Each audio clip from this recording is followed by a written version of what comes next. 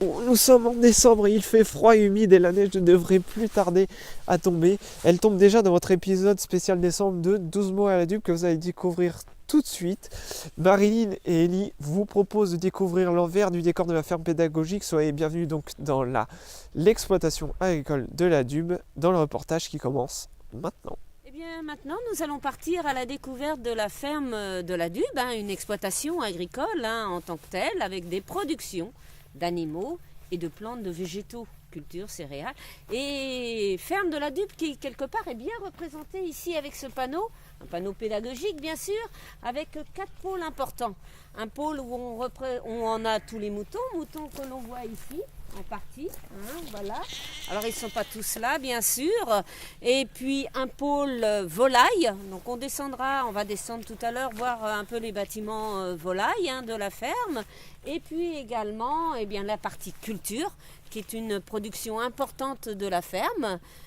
Et puis les petits animaux qui sont plus dans le cadre de la ferme pédagogique, un outil pédagogique pour recevoir le public, enfants. La ferme de la Dube, d'abord en surface, c'est 50 hectares. 50 hectares de terre, une trentaine d'hectares donc en culture, le reste en prairie bien sûr pour les animaux donc l'on a sur l'exploitation, les moutons bien sûr qu'on a entendu parler, mais aussi des productions qui vont nous servir de support pour tout ce qui est la partie un petit peu agritouristique de l'exploitation. Donc, c'est-à-dire le labyrinthe, le swing golf, qui sont des éléments importants, si on veut, de ce que l'on fait ici. Alors là, sur ce plan, on voit un petit peu qui est décliné le siège, un petit peu tout ce qui est la partie animation qu'a pu présenter Marilyn se situe là. Et donc tout autour, donc ce sont les terres qui sont utilisées pour l'exploitation, parce que d'abord on est d'une exploitation agricole. Quelque chose qu'il ne faut pas oublier, c'est que l'ensemble de l'exploitation donc est une exploitation en agriculture biologique. Et que l'on parle des cultures, que l'on parle de l'agroforesterie, que l'on parle des volailles qu'on a évoquées donc tout à l'heure avec Marilyn, donc sont aussi en agriculture biologique. Donc c'est tout un ensemble et c'est un challenge important depuis 2009 pour réussir cette conversion, si on veut, de l'exploitation qui était donc traditionnelle avant et qui est devenue, si on veut, une exploitation biologique.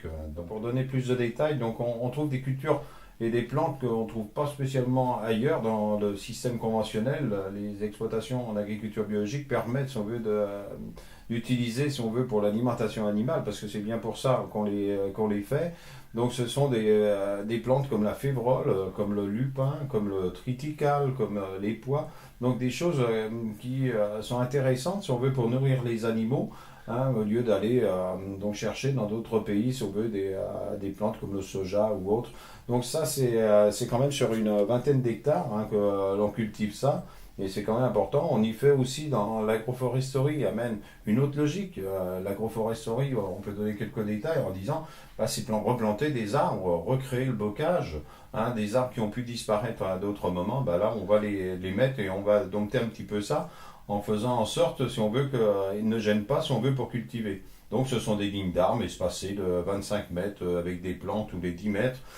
Et là, donc nous, on a ça sur toute une partie de l'exploitation. Donc, volailles, ce sont des productions de poulettes, futures pondeuses.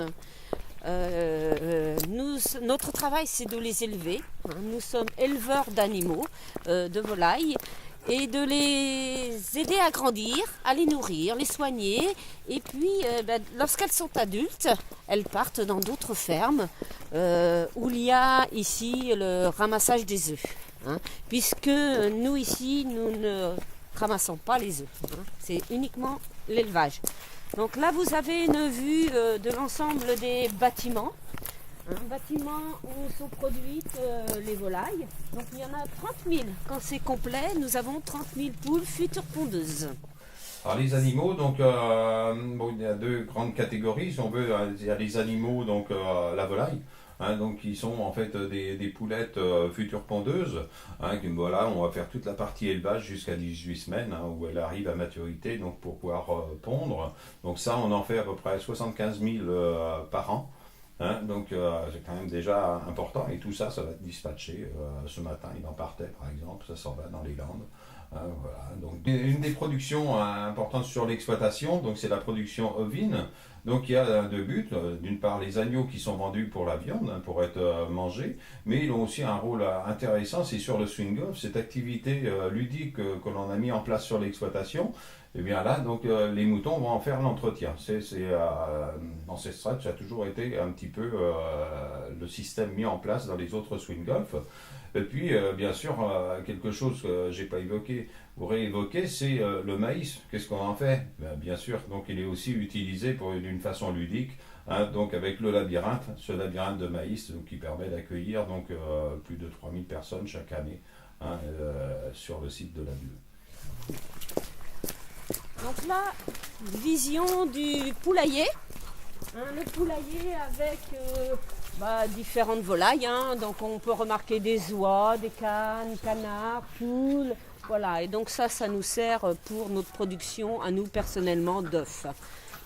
Et ici, on va rentrer dans la partie hangar, où là, nous avons les clapiers pour les lapins. Qui nous servent principalement pour la ferme pédagogique, tout simplement. Donc ça c'est moi qui m'en occupe plus particulièrement. Voilà.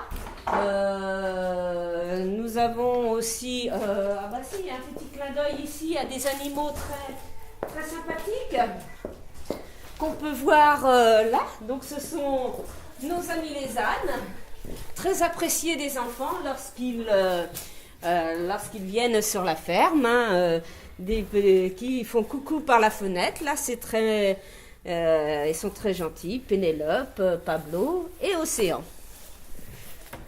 On peut conclure, si on veut, en disant que c'est quelque chose à découvrir. On accueille beaucoup de personnes, beaucoup d'enfants, plus de 3000 enfants, donc cet été, donc pendant l'année, si on veut, 2014. Donc, mais c'est aussi, s'appuie sur une exploitation viable, si on veut, donc qui produit des volailles, qui produit du mouton, qui produit des céréales, et tout ça, on le fait partager, on explique, si on veut, donc aux gens qui viennent ici, parce qu'en fait une exploitation agricole, donc comment elle fonctionne, et je t'en touche un petit peu tout ce qui se dit, et parfois qui n'est pas vrai, si on veut, sur les agriculteurs ou sur l'agriculture en général, et ça, donc, c'est important.